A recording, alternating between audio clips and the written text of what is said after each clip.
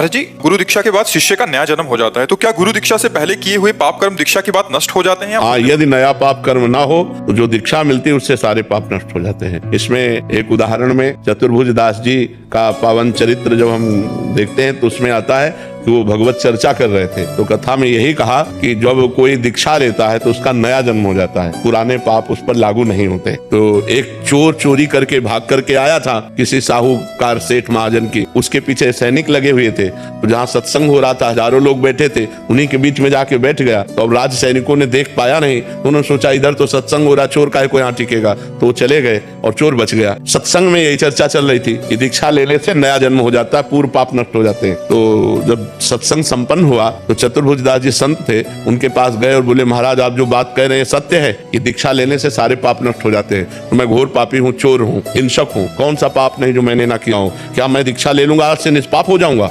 बोले आज से हाँ निष्पाप हो जाओगे। तो बोले दीक्षा दीजिए। तो चतुर्भुज दास जी ने कि ये सही अधिकारी है, अभी इसका मूड बन गया है, नहीं तो हो सकता है कि कभी जिंदगी में इसका क्योंकि हिंसक स्वभाव का है, तो उन्होंने तुरंत उसको दीक्षा दी, मूड मुड़वाया, कंठी पहनाई, तिलक लगाया, 12 तिलक। और दूसरे दिन वो निर्भय होकर घूम रहा था। तो ये साहूकार अपने सैनिकों के साथ तो था सेठ खोज रहा था, अरे बोले यही है, उसको बंदी बना लिया गया, राज दरबार में ले गए। राजा ने कहा तुमने चोरी की है? उसने कहा इस जन्म में नहीं। बोले महाराज जन्म की बात नहीं है, कल की बात है, कल इसने चोरी की है। उसने कहा मैं कसम खा सकता हूँ कि इस जन्म में चोरी नहीं की। साहूकार ने कहा मैं कसम खा के कहता हूँ कि इसने कल चोरी की है, ये केवल भेष बना लिया है, मूड मुड़ा लिया, तिलक लगा लिया, लेकिन है यही। अब दोनों अपनी अपनी कसम पे। तो उस समय जो पद्धति चलती थी सत्य को प्रमाणित करने के लिए, तो एक लोहे का फार गर्म किया जाता था और पीपल की छोटी सी नवीन पत्ता ऐसे रख दिया जाता था और उसके ऊपर सूत ऐसे बांध दिया जाता था, और वो लोहे का जलता हुआ फार हाथ में ले और सूत जले ना और 7 कदम चल के फेंक दे, वो सत्य माना जाता था। तो ऐसा ही चोर के साथ किया गया, जे ही पूरी पद्धति करके ऐसे फार। तो उसने कहा गुरुदेव ने कहा था कि दीक्षा लेने के बाद नया जन्म होता है, ये अंदर, और जोर से बोला मैंने इस जन्म में कभी पाप नहीं किया, और 7 कदम चला, फेंक दिया, बिल्कुल सूत ज्यों का त्यों।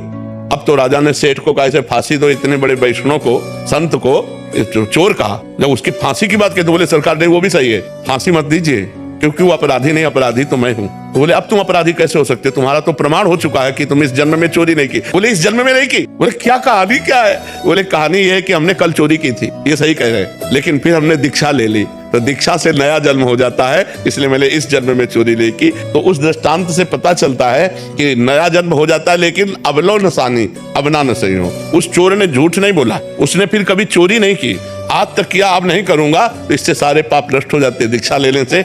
अगर दीक्षा लेकर फिर पाप करे तो पक्के रजिस्टर्ड पाप होते, फिर वो भोगना पड़ता है।